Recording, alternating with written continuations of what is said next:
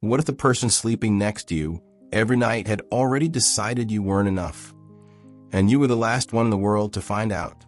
What if the house you built together, the children you raised together, the life you sacrificed for together, was only real for one of you? That is not a hypothetical question. That is exactly where Daniel found himself on a Tuesday morning in October, standing in his own kitchen holding a coffee mug, staring at a woman he had loved for 11 years, and realizing, with a coldness that started in his chest and spread to his fingertips, that he didn't recognize her anymore. Daniel was not a dramatic man. That matters. He was a kind of husband who remembered anniversaries without reminders, who coached his son's weekend football games in the rain, who left notes in his daughter's lunchbox every single Friday without missing one in 4 years. His colleagues at the engineering firm described him as steady. His neighbors described him as decent. His mother described him as the best thing she ever did. And Claire had once described him as her safe place. Past tense, because something had shifted, and Daniel could feel it the way you feel a change in weather before a single cloud appears in the sky. From the outside, their life looked like the answer to someone's prayer. A 4-bedroom house in a quiet Connecticut neighborhood. 2 kids who were healthy and sharp. Date nights every other Friday. A joint savings account that was actually growing. People at church pointed at them. Friends called them goals. And Daniel had believed it. Genuinely, completely believed it. Until about 8 months ago, when the smallest, most dismissible thing happened. Claire laughed at a text message and then turned her phone face down on the table. That was it. That was the entire incident. And a man who trusted his wife completely should have thought nothing of it. But Daniel didn't think nothing of it. Something ancient and instinctive in him woke up in that moment. And once it was awake, it refused to go back to sleep. He didn't go through her phone that night. He didn't ask questions. He watched. Over the following weeks, he noticed the way she angled her screen away when she typed. He noticed that she started taking her phone into the bathroom, which she had never done in 11 years of marriage. He noticed that she began volunteering for grocery runs alone when she used to always ask him to come. Small things, individually meaningless. But Daniel was an engineer. His entire professional life was built on understanding that small deviations in a system are never random. They're always signals. And the signals were getting louder. Here is what made it worse. Claire wasn't cold toward him. She wasn't distant or cruel or obviously checked out. She was warm. She was present at dinner.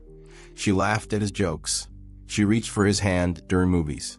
And somehow that was more unsettling than if she had been pulling away. Because Daniel had started to understand the difference between a wife who loves you and a wife who is managing you. And the woman across the dinner table from him every evening had stopped loving him and started managing him. And she was doing it so smoothly, so naturally, that he almost missed it entirely. By October, he had enough small pieces that they were starting to form a shape he didn't want to look at directly. He still had no proof of anything. He had no name, no evidence, no single undeniable moment he could point to. What he had was a feeling that sat in his stomach like a stone, and a question he couldn't stop asking himself at 3 a.m. while Claire slept peacefully beside him. The question wasn't whether something was wrong. He already knew something was wrong. The question that was slowly consuming him alive was, how deep does this go? There is a specific kind of pain that comes not from what you find, but from what you were not supposed to find. It doesn't announce itself loudly. It arrives quietly, almost politely, like a stranger knocking on a door you forgot you had. Daniel experienced that pain on a Thursday evening in early November when Claire asked him to check her phone for a recipe she had saved, because her hands were covered in flour and the timer was already counting down. A completely ordinary moment. A completely ordinary request. He picked up her phone, opened it, and there it was. Not a hidden message, not an encrypted app, but a name sitting at the top of her recent contacts that stopped him cold. Not because the name was unfamiliar, because it was very, very familiar, and it had absolutely no business being there. The name was Ryan Callahan. Daniel had known Ryan for 6 years. They had been introduced at a company barbecue when Claire briefly worked in the same corporate park as Ryan's finance firm. They were acquaintances The kind of people who wave at each other in parking lots and make small talk at mutual gatherings twice a year. Daniel had never considered Ryan a friend, but he had never considered him a threat either. He was just background noise in their social world. Except now, according to Claire's call log, Ryan Callahan had spoken to his wife 4 times in the last 9 days, including once at 11:47 on a Wednesday night when Daniel had already been asleep for an hour. He stared at that timestamp the way you stare at something your brain refuses to fully process. 11:47, while he slept 3 feet away from her. He handed the phone back without saying a word. He told her the recipe was in her saved folder and walked to the garage and stood there in the cold for 4 minutes with his hand pressed flat against the hood of his car. He did not go back inside and confront her. He had learned something about himself in those 4 minutes that surprised him. He was not a man who reacted. He was a man who calculated. And right now the calculation required more data before it required any action.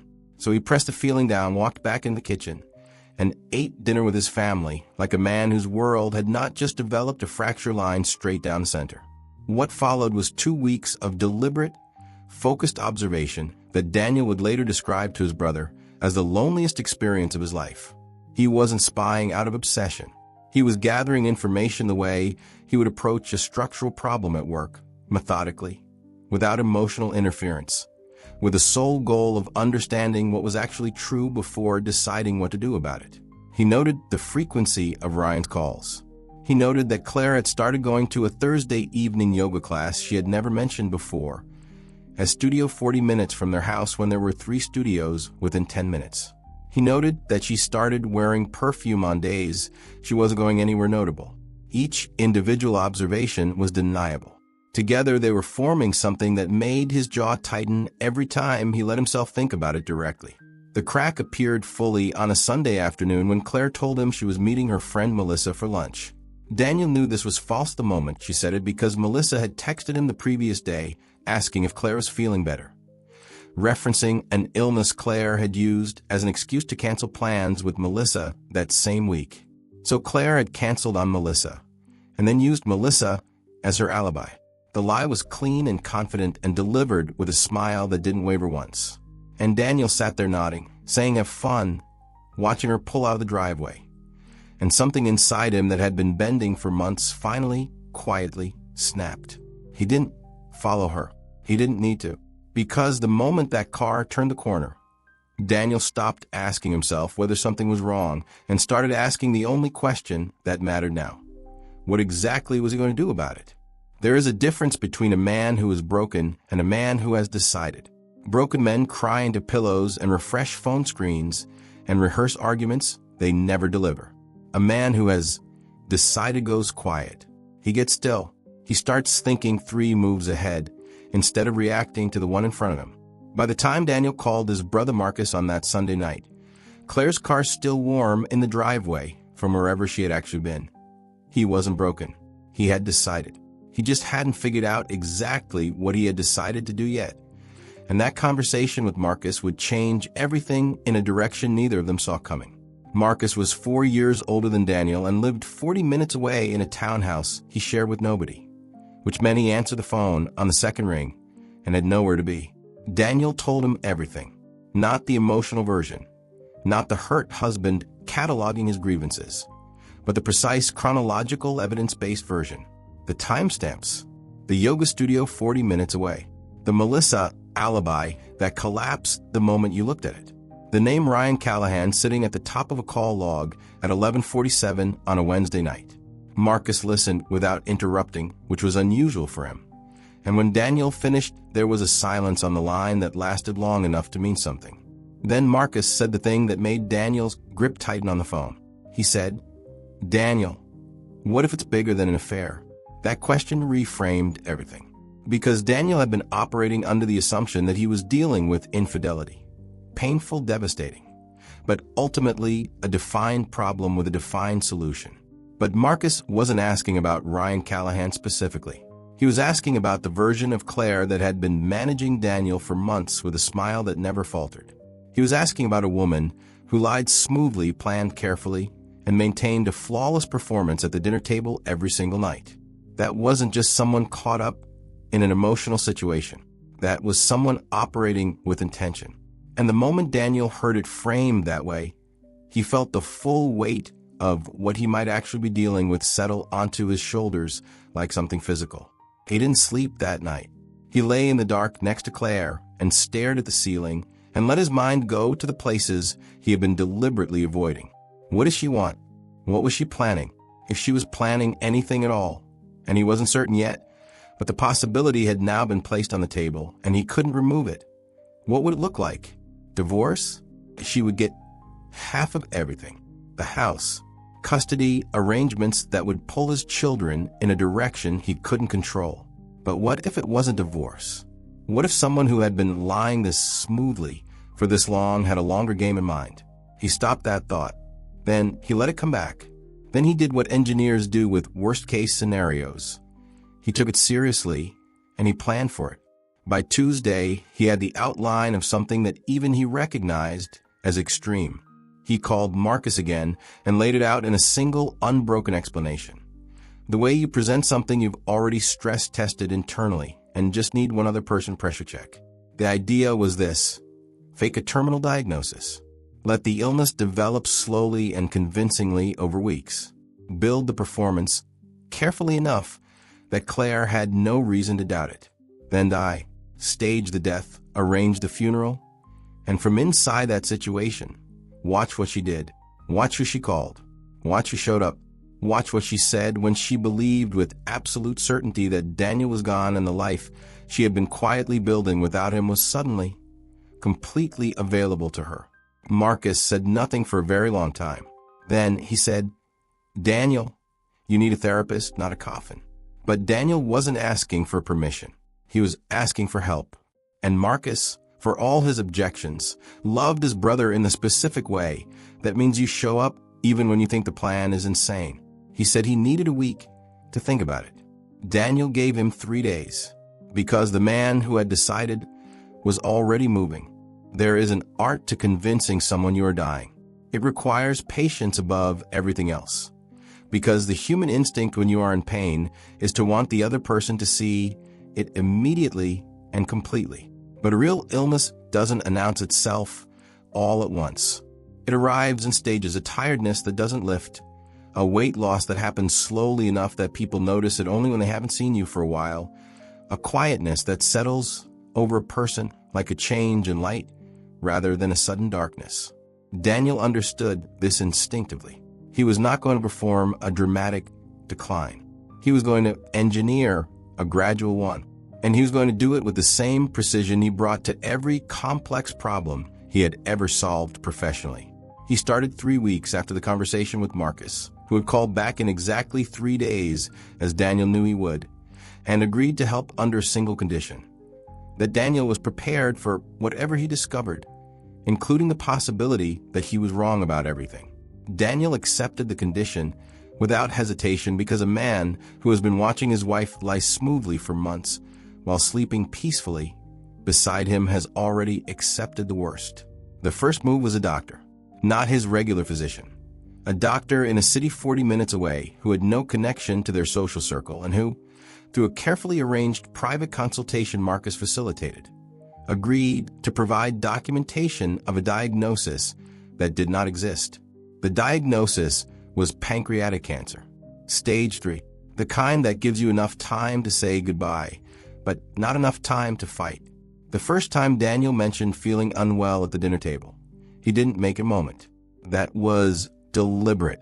He said it the way you say something you've been quietly carrying and finally let slip, almost casually, almost apologetically, as if he didn't want to worry anyone. He set down his fork and said he'd been feeling more tired than usual lately, and that he had made a doctor's appointment just to check some things out. Claire looked up from her plate and asked if he was okay. He said he was sure it was nothing, and he watched her face carefully in the half-second before she rearranged it into concern. And what he saw in that half-second was not fear. It was something closer to calculation, brief, barely visible, gone before most people would have caught it. Daniel caught it. Over the following 2 weeks, he lost weight deliberately, smaller portions, more exercise done privately, nothing dramatic enough to seem intentional. He let a tiredness show in his posture at the end of days. He came home from the fictional follow-up appointments with a quietness that he allowed Claire to read into without explanation. Because people fill silence with their own assumptions, and Daniel needed to know what assumptions Claire's mind went to first. She asked him twice what the doctors were saying. He told her they were running more tests. He told her not to worry. He watched her accept that answer both times with a composure that a loving wife would not have had. A loving wife would have pushed. A loving wife would have insisted on coming to the next appointment. Claire did neither. The moment the performance shifted from theory to devastating reality was a Wednesday evening when Daniel sat Claire down at the kitchen table after the children were in bed and told her the diagnosis. He had rehearsed the delivery enough times that the emotion in it was controlled, present but not theatrical, broken but not collapsed. He told her it was pancreatic cancer. He told her the doctor had given him a timeline. He watched her face move through shock and then grief and then something that should have been terror but landed 2 degrees short of it. Like a person hitting their mark on a stage rather than a wife receiving the news that her husband was dying. She held his hands across the table, her eyes filled with tears. She said all of the right things in exactly the right order. And Daniel sat there holding her hands and feeling something he hadn't anticipated. Not relief that his suspicions were being confirmed. Not satisfaction that the plan was working. But a grief of his own. Because somewhere underneath the calculation and the cold precision of what he was doing, he had still been hoping he was wrong. He had still been hoping that when he told her he was dying, something real and undeniable would erupt from her that would prove him a fool and a paranoid husband who had dismantled his marriage over a name in a call log. Instead, she gave him a performance almost as careful as his own, and that told him everything he needed to know about how far this had already gone. There's something uniquely unbearable about watching someone grieve you while you are still alive. It strips away every illusion you have ever held about being known by another person. Because grief is supposed to be the moment when every pretense falls away and what remains is only what was real. Daniel understood this now in a way no living person is supposed to understand it. He was present for his own mourning, conscious, breathing, watching. And what he was seeing was not the unraveling of a woman losing the man she loved. It was the careful, managed performance of a woman who had already done her grieving privately, long before the diagnosis. For a marriage she had already decided to leave in every way that mattered. The weeks that followed the diagnosis conversation were the strangest of Daniel's life. The household shifted into a kind of gentle, suffocating tenderness that felt nothing like love and everything like obligation. Claire cooked his favorite meals with a consistency she had never shown before the diagnosis. She was softer at the edges, more patient with the children, more physically present in the evenings. On the surface, it looked like a wife gathering herself around a dying husband with everything she had. But Daniel lived inside that surface, and what he felt underneath it was the absence of genuine fear. She was not afraid of losing him. She was managing a timeline. And the difference between those two things was the distance between a real marriage and whatever this had been. His children were the part of this that cost him the most. His son Caleb was 9 years old and had started coming into Daniel's home office in the evenings just to sit near him, not asking questions, not wanting anything specific, just existing in the same room with a quiet urgency that broke something in Daniel every single time. His daughter Nora, who was 7, had started drawing pictures of the family and leaving them on his pillow without explanation. Daniel would find them at night and hold them in the dark for longer than he could afford to emotionally, then fold them carefully and place them in the inside pocket of his jacket, where he kept them for the remainder of the plan. Those drawings were the only thing during this entire period that made him question whether what he was doing was right. Every other doubt he had managed to argue down. The drawings he could not argue with. Marcus visited twice during this period, playing the role of grieving brother with a naturalness that surprised even Daniel. But Marcus was not there to perform. He was there to observe Claire independently, with fresh eyes, without Daniel's emotional history clouding the reading. After his second visit, he pulled Daniel aside in the garage and said 4 words that cemented everything. He said, "She's already moved on," not in the way of speculation or brotherly loyalty to Daniel's narrative. in the way of a man who had spent 3 hours watching a woman interact with her dying husband and seen no genuine terror anywhere in her body language. Marcus had looked for it specifically, the involuntary physical responses that humans cannot fake, the jaw tension, the eye movement, the way real grief makes people reach for someone with a desperation rather than a gentleness. Claire had the gentleness.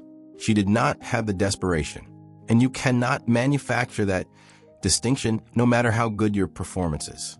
Daniel's physical decline continued on schedule.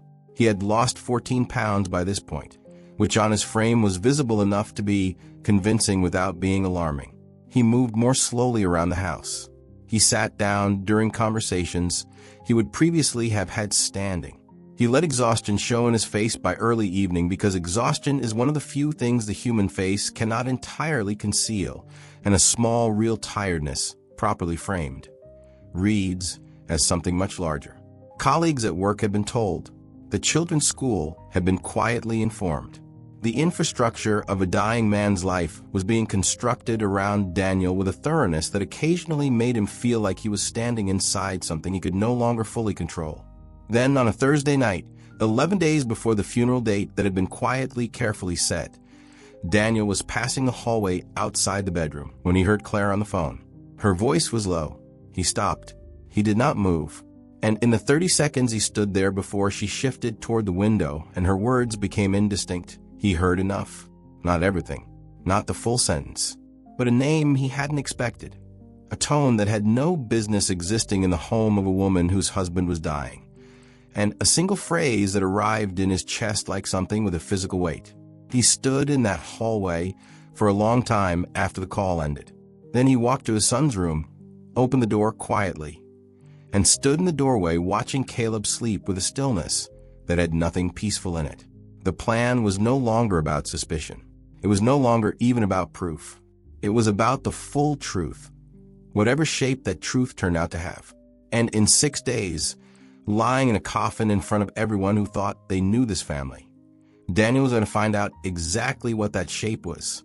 There is a particular kind of surreal that exists only when you are sitting across a table from a funeral director, discussing the arrangements for your own burial, while the woman you married is beside you holding your hand and squeezing it at the right moments. Daniel had anticipated many difficult parts of this plan. He had not fully anticipated this one. Because no amount of engineering precision prepares you for hearing someone describe the casket options available for your body while you are still occupying it, or for watching your wife lean forward and ask about floral arrangements with the focused attention of a woman who wants to get this right. She wanted to get it right. That observation landed somewhere in Daniel and stayed there like a splinter he couldn't locate precisely enough to remove. The funeral home was selected by Claire, which Daniel had deliberately left to her.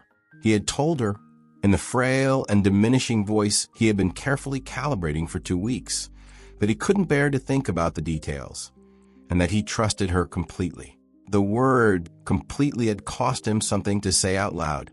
She had accepted the responsibility without hesitation and had made the appointment within 48 hours, a speed that Marcus noted when Daniel reported it. Because a wife navigating genuine grief typically delays those conversations for as long as possible. Grief wants to postpone the administrative confirmation of loss. Efficiency in the face of loss means something else entirely. Claire had chosen the funeral home, selected a casket within the mid-range price bracket, and discussed the service structure with a composure that the funeral director later described to his assistant as remarkably collected for a spouse in her situation. What Claire did not know was that the funeral director was the third person inside Daniel's plan. A man named Gerald Oates, who was Marcus's former college roommate, who had operated his family's funeral home for 19 years, and who had agreed to participate after Marcus explained the situation in enough detail that Gerald sat quietly for a moment and then said, "I've buried enough people to know when someone's already been left behind while they were still breathing." Gerald's role was specific and non-negotiable. Provide a casket fitted with a discrete ventilation modification that Daniel and Marcus had engineered over 2 weekends in Marcus's garage. Ensure Daniel could hear everything occurring within the service base, and be positioned to intervene physically if the situation required it. Gerald had one additional instruction that he had added himself, unprompted. He would be watching Claire's face from the moment she entered the building. He had seen thousands of grieving people. He said he would know within 60 seconds whether what he was looking at was real. The guest list was Claire's. Daniel had asked her to handle it. Again, from behind the performance of a man too exhausted and emotionally fragile to manage logistics. She sent the notifications. She made the calls. She organized the reception that would follow the service at their home. And Daniel, through a combination of Marcus's careful intelligence gathering and one strategically placed conversation with their neighbor Patricia, who knew everything about everyone within a 4-block radius, began to learn who was coming. Most of the names were expected: family, colleagues, neighbors, people from church. One name was not expected. One name made Daniel go very still when Marcus showed him the message thread Patricia had inadvertently revealed during what she believed was an ordinary conversation about the service. Ryan Callahan had been personally invited by Claire to her husband's funeral, not included on a general notification, personally, individually, contacted directly and asked to attend. Daniel processed this information alone in his car for 22 minutes. He ran through every charitable explanation available and found that none of them held structural weight under examination.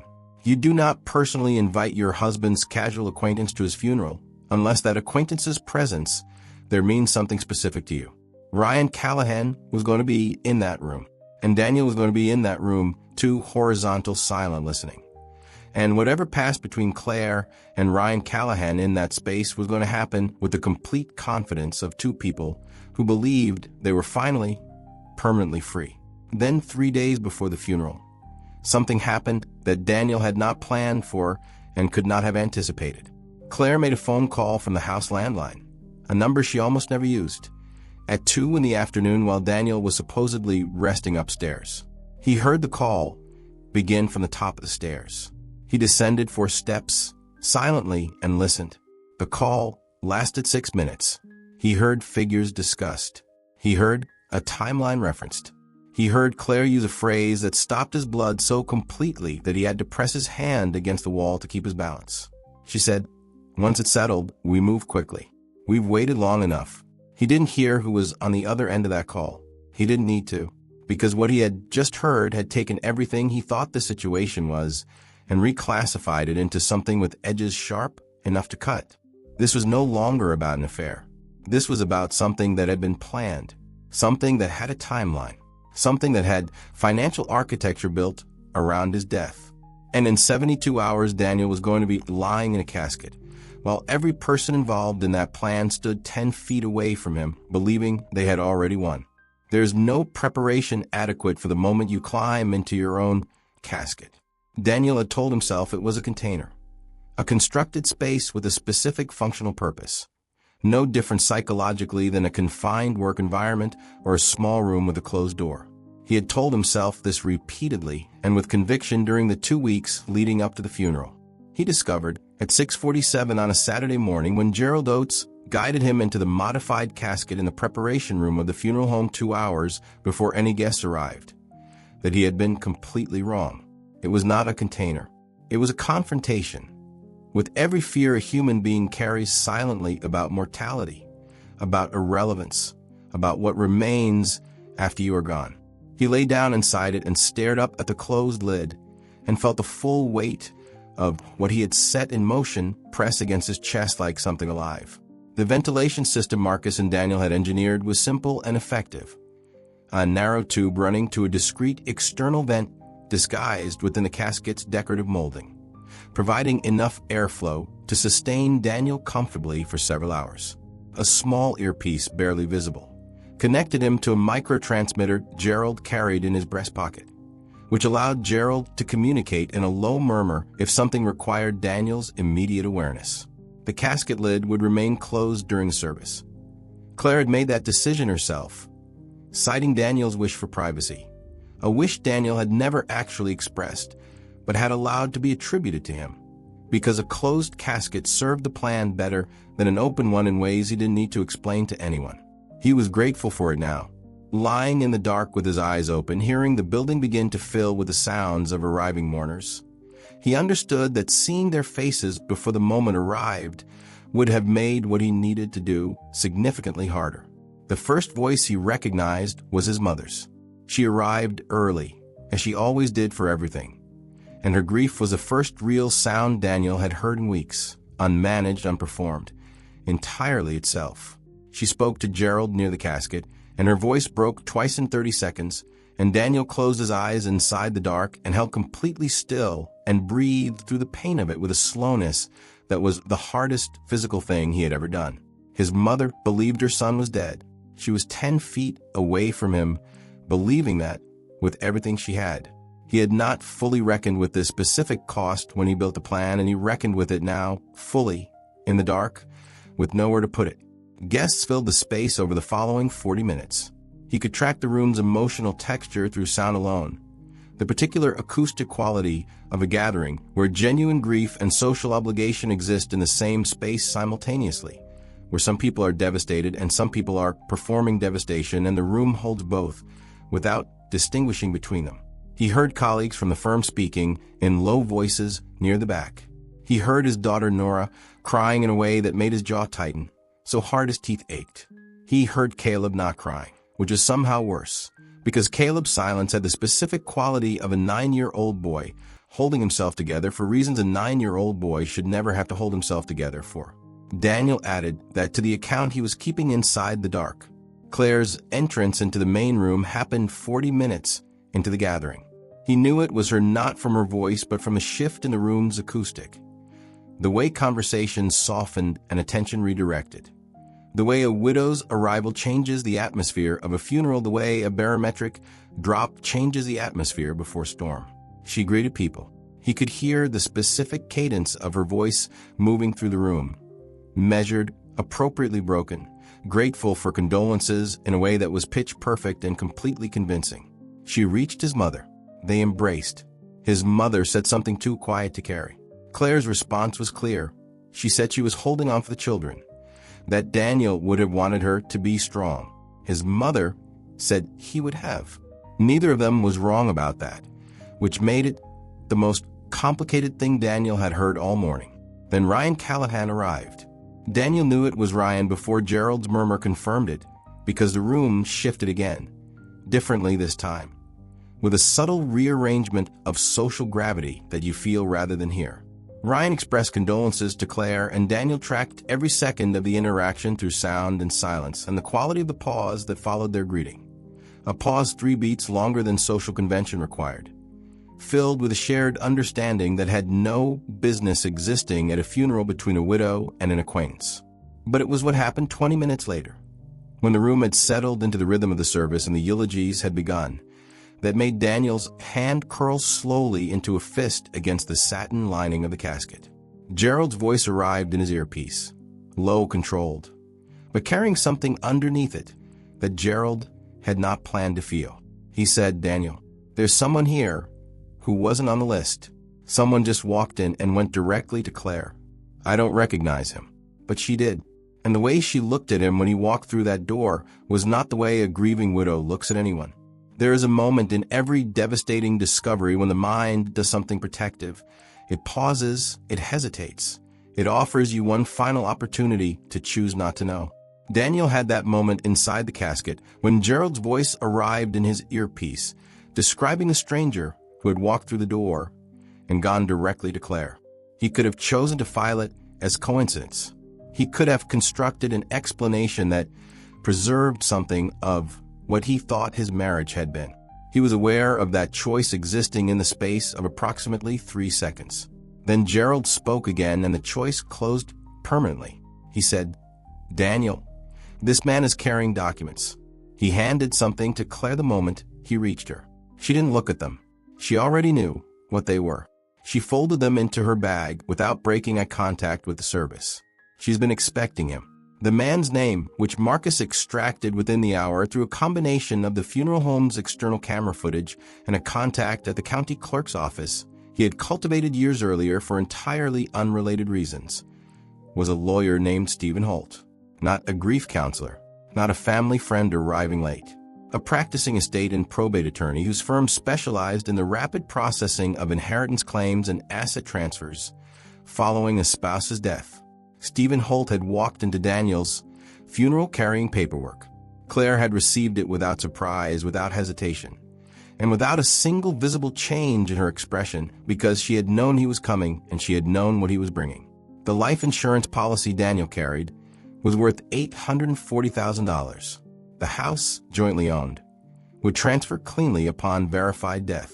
The investment accounts, the retirement fund, the 11 years of carefully accumulated financial infrastructure that Daniel had built with the specific intention of protecting his family. All of it had a legal pathway to Claire's sole ownership that Stephen Holt was apparently already navigating before Daniel's body was in the ground. Gerald delivered this information in compressed, careful segments through the earpiece across the next 40 minutes while the service continued above and around Daniel with a normalcy that now felt grotesque.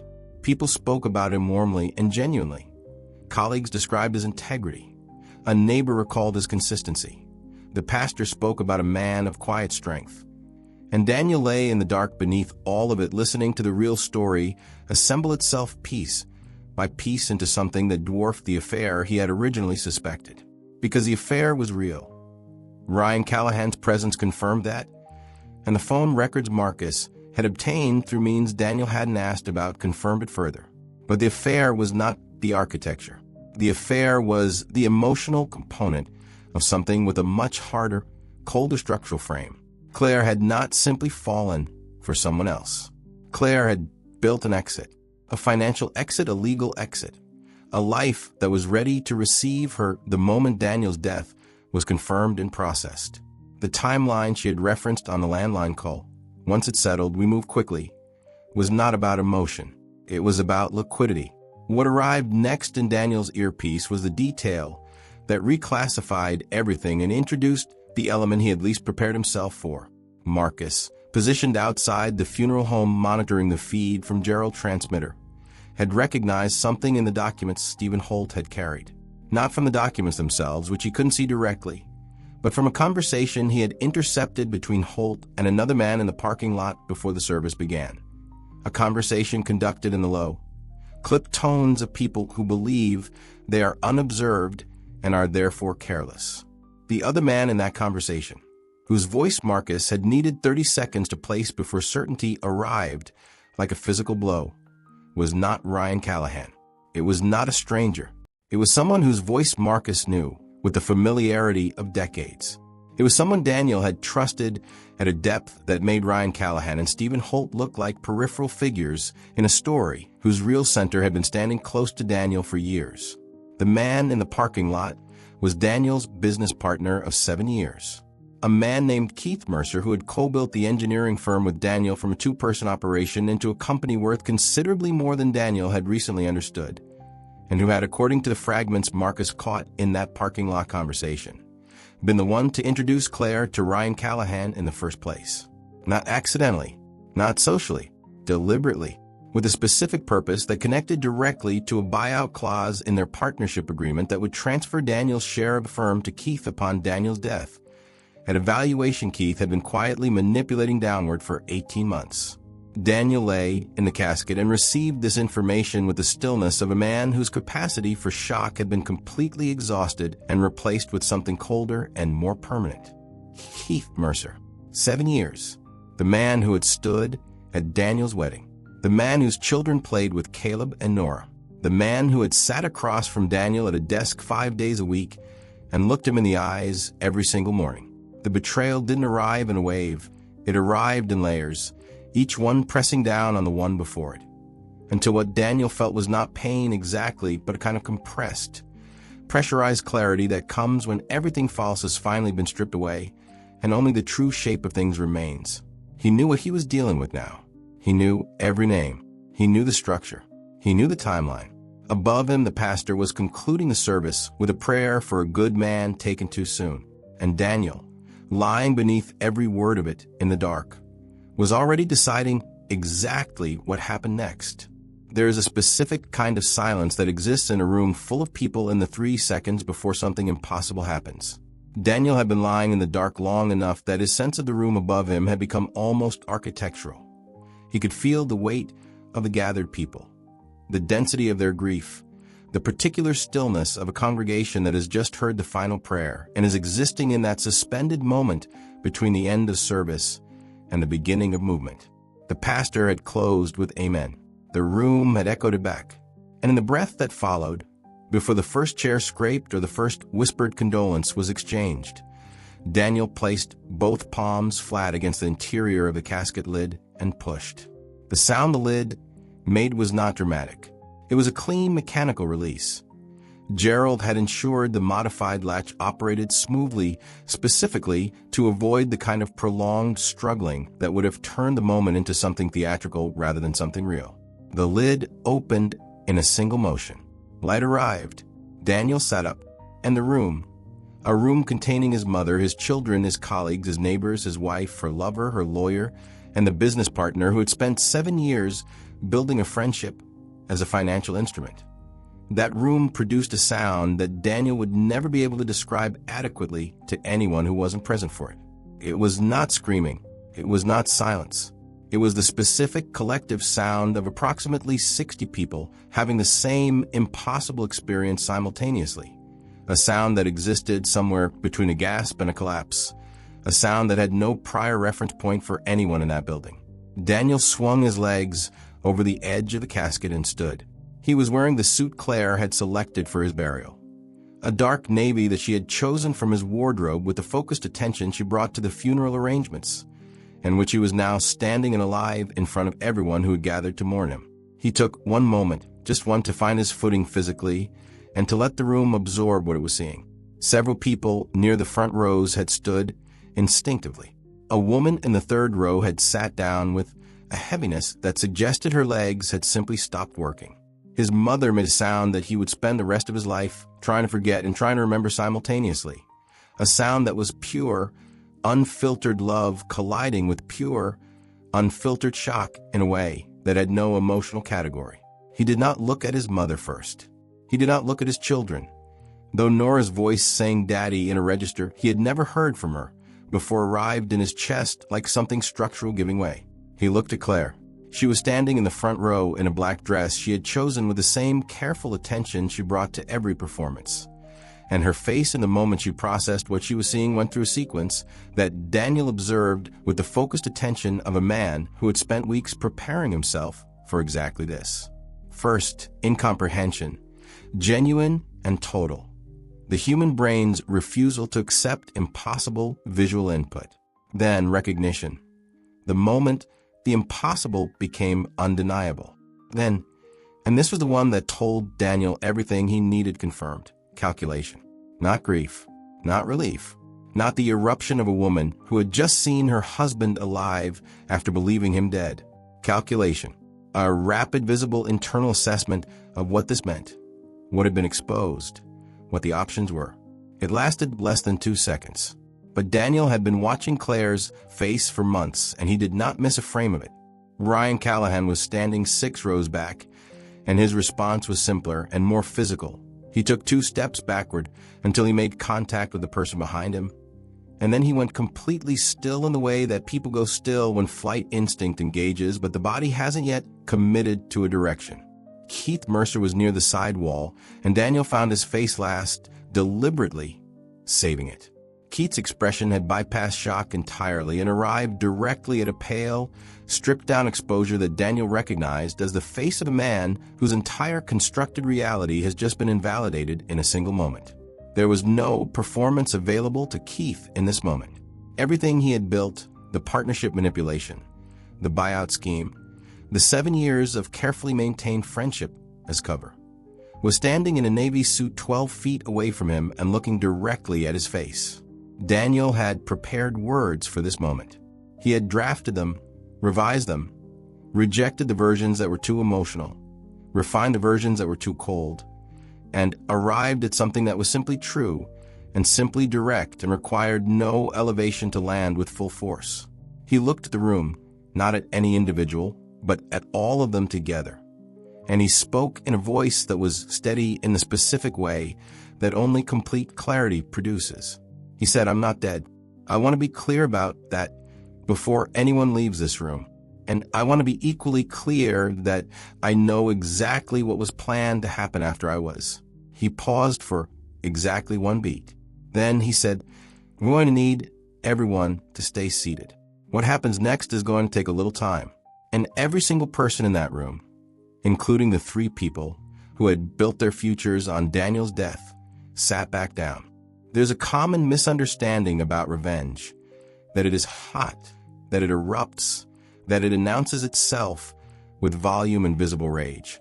People who have been genuinely, architecturally betrayed at the level Daniel had been betrayed do not operate that way. The heat burns out. What remains after the heat is something far more dangerous, a cold, structural, load-bearing determination that doesn't shake and doesn't negotiate and doesn't leave gaps for the other side to maneuver through. Daniel had been in that cold place for weeks. Everything that followed his rising from that casket was not improvised in the chaos of the moment. It was the execution of a plan that had been built with the same precision he brought to every complex engineering problem he had ever solved. The difference was that this time the structure he was building was not designed to hold weight. It was designed to remove it. He had made 3 phone calls in the 72 hours before the funeral that Claire knew nothing about. The first was to a family law attorney named Sandra Okafor, who had been recommended to Daniel by a colleague whose own divorce had involved financial concealment sophisticated enough that the case had been cited in a continuing legal education seminar. Sandra had reviewed everything Daniel brought her. The phone records Marcus obtained, the insurance policy documents, the partnership agreement with its death trigger buyout clause, the timeline of Claire's communications with Stephen Holt, and she had sat across from Daniel in her office and said, with the measured precision of someone who has seen a great deal and is not easily surprised, that what he had was not just grounds for divorce. What he had was evidence of coordinated financial fraud, conspiracy to commit insurance fraud, and depending on how the partnership manipulation was ultimately characterized, potentially criminal exposure for both Claire and Keith that went considerably beyond civil liability. She told him to bring her everything and touch nothing else until she said otherwise. He had done exactly that. The second call was to a forensic accountant named Philip Crane, who specialized in partnership disputes and had spent 11 years before his private practice working as a financial crimes investigator. Daniel had given Philip access to 7 years of the firm's financial records he had quietly copied and secured off-site 3 weeks before the funeral, while Keith believed Daniel was too diminished by illness to engage meaningfully with anything work-related. Philip had been working through those records for 2 weeks by the time Daniel sat up in a casket, and what he had found in the firm's valuation methodology, the contract amendments, and the pattern of client redirections over the previous 18 months had given him enough to present a case that Keith Mercer had been systematically defrauding his dying partner with a sophistication that suggested the plan had begun long before Claire's involvement, which meant Keith had not been recruited by Claire into a scheme. Claire had been introduced to a scheme that Keith had already architected, and Ryan Callahan had been the specific instrument of that introduction. The third call had been to a journalist, not a tabloid, a financial investigative reporter at a regional publication with a track record of holding business fraud cases to public account that Sandra had identified as the appropriate pressure point given the local profile of the engineering firm. Daniel had not given the journalist anything actionable yet. He had established the relationship, confirmed the journalist's interest, and reserved the option. It was the last card in a hand he intended to play in sequence, not simultaneously. Sandra had taught him that the sequencing of pressure matters more than the pressure itself, because if you deploy everything at once, the other side has nowhere left to go, and cornered people make unpredictable decisions. You deploy in stages. You let each stage land and settle. You give them enough rope to demonstrate their intentions before you remove their options entirely.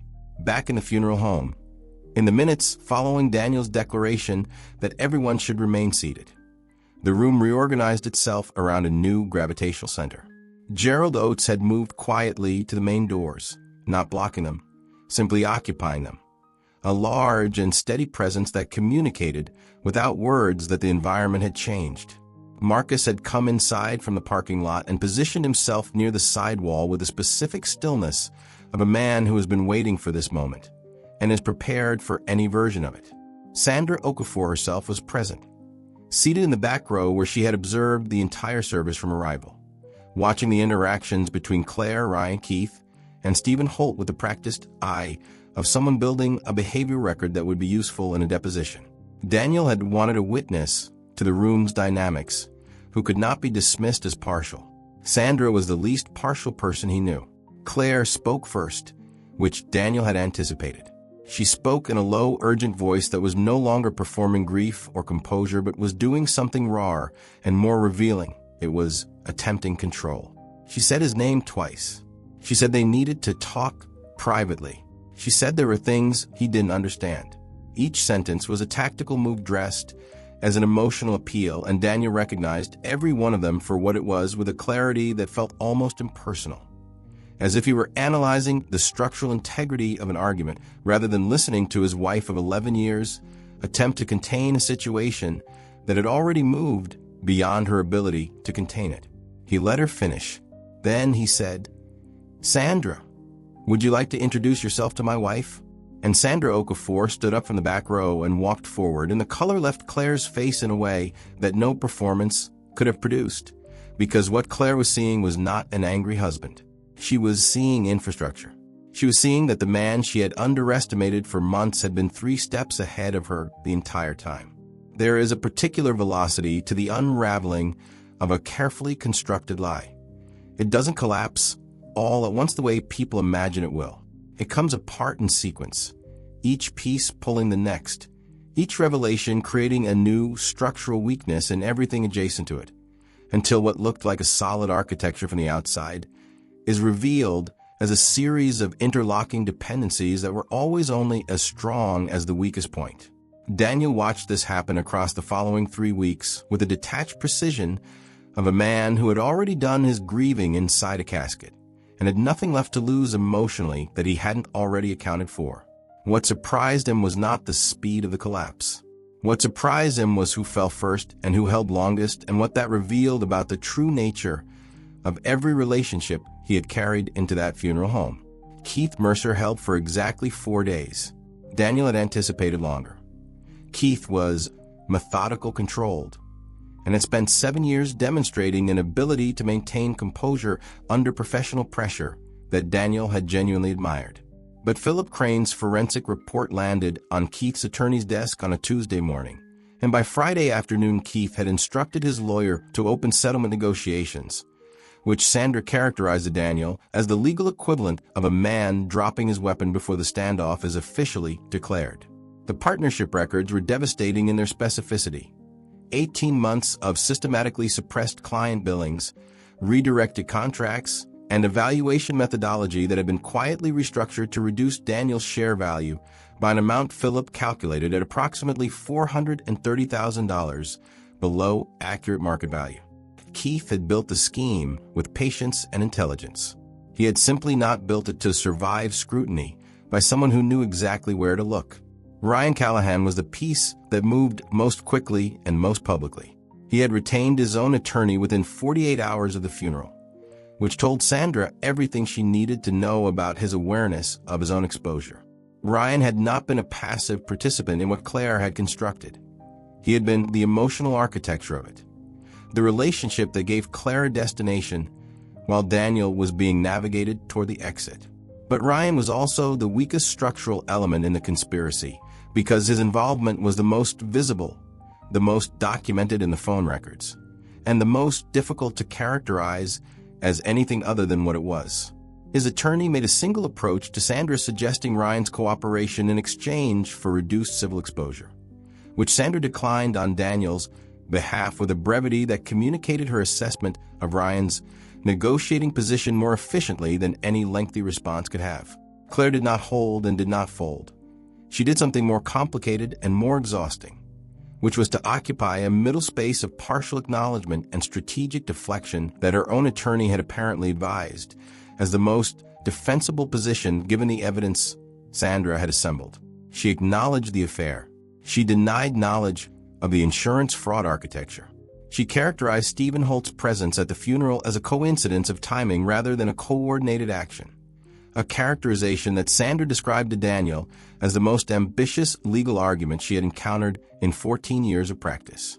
What Claire did not do, in any communication through any channel in the 3 weeks following the funeral, was contact Daniel directly. Not once. No call, no message, no attempt at a private conversation outside the legal framework that had now formally enclosed everything between them. Daniel had expected anger or appeals, or at minimum, the specific variety of manipulation that presents itself as honesty. He received none of it. The silence from Claire was its own kind of answer about what their marriage had actually been, a managed environment rather than a shared life. And now that the management was impossible, there was nothing underneath it that she felt compelled to reach toward. The unexpected element, the one Daniel had not built into any version of his planning, arrived in the form of a woman named Diane Mercer, Keith's wife of 16 years. She called Daniel on a Wednesday evening 12 days after the funeral, and the conversation lasted 40 minutes and covered territory that Daniel had not anticipated anyone being willing to cover honestly. Diane had known something was wrong with Keith's behavior for over a year. She had not known the specifics. She had not known Daniel was involved, but she had watched her husband become someone she didn't recognize across 18 months and had attributed it to professional stress and a midlife restlessness she was privately managing in her own way. When the truth arrived for Diane, it arrived completely. The scheme, the timeline, the involvement with Claire's exit plan, all of it. And what she did with it was not what Daniel expected. She did not protect Keith. She did not minimize. She called Daniel and she told him that she had documents Keith kept at home that Philip Crane had not yet seen, and that she was prepared to make them available to Sandra because she had decided that the version of her life built on a foundation she hadn't consented to was not a life she was willing to continue defending. Diane Mercer's documents contained 3 years of personal correspondence between Keith and a financial advisor that established the scheme's origins 18 months earlier than Philip had identified, which meant the conspiracy predated Claire's involvement by a significant margin and reframed Keith's role from participant to architect in a way that had direct implications for the criminal referral Sandra was now preparing in coordination with a white-collar crimes attorney she had brought into the case. Daniel received this information on a Thursday morning and sat with it for a long time before responding to Sandra's call about its implications. Because what Diane's documents confirmed was something that Daniel had been reluctant to fully accept even with all the evidence already assembled. That the man who had stood at his wedding, who had built something real and valuable alongside him for 7 years, who had looked him in the eyes every morning across a shared desk, had decided somewhere along the way that Daniel's life was worth less than Daniel's assets, and had acted on that decision with patience and deliberation across 3 years of maintained friendship. His children were the axis around which everything else had to be organized, and this was the part of the fallout that no legal framework could fully address. Caleb had stopped speaking much at home in the days following the funeral. Not the silence of a child processing grief, but the silence of a child processing betrayal at an age when betrayal is no category yet, and therefore no container. Nora had asked Daniel 3 times in 1 week whether he was going to disappear again. And each time the question arrived, it carried a weight that reminded Daniel that the cost of his plan had not been paid only by the adults in the room. He had done what he believed he needed to do, and the evidence had confirmed he was right to do it. But rightness and cost are not mutually exclusive, and Daniel was honest enough with himself in the privacy of his own thinking to hold both of those things simultaneously without resolving the tension between them prematurely. There is a version of this story that ends with a courtroom, with numbers, with legal outcomes delivered in the clipped language of settlements and judgments and criminal referrals processed through systems designed to translate human devastation into procedural resolution. That version happened. Sandra Okafor was thorough and relentless, and the case she built was the kind that doesn't leave room for comfortable exits. Keith Mercer accepted a civil settlement that returned Daniel's share of the firm at accurate valuation, surrendered his partnership interest entirely, and faced a criminal fraud referral that his own attorney described privately as unlikely to conclude favorably.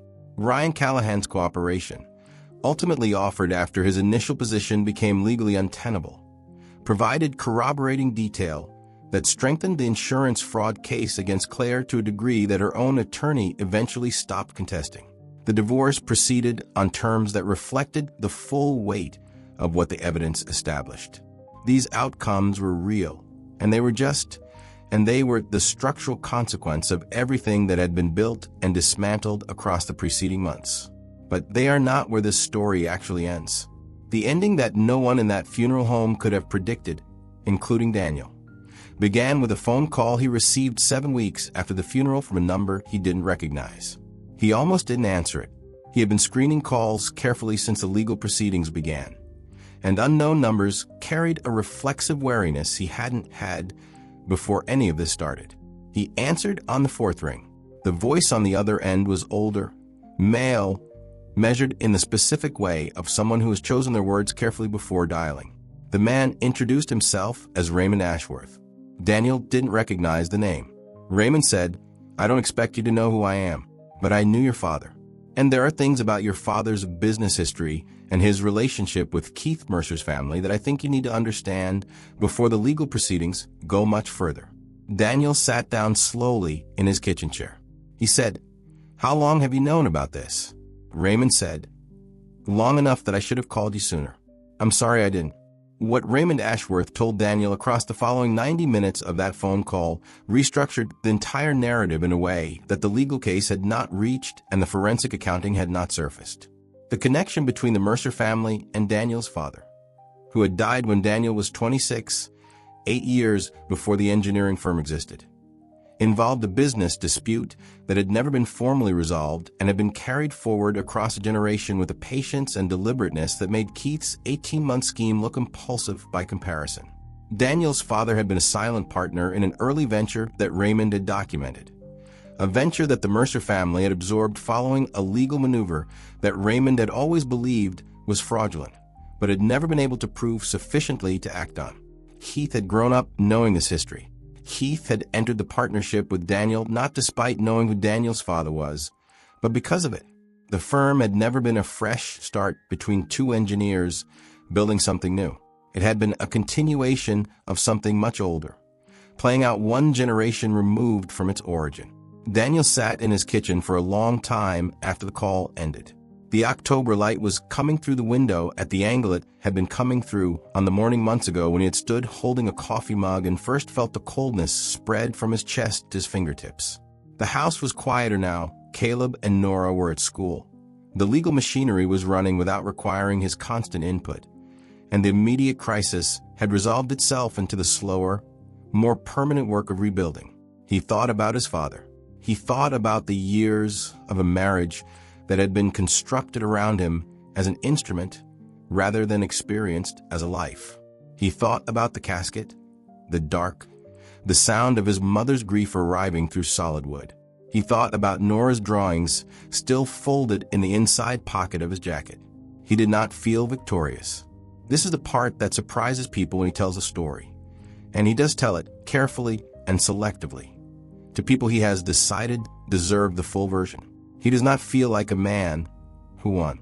He feels like a man who survived something that should not have been survivable and came out the other side with a clarity about human nature that he would have preferred not to have. The clarity is useful.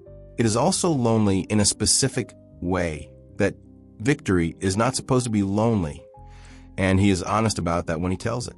What he rebuilt was smaller and more deliberate than what he had before.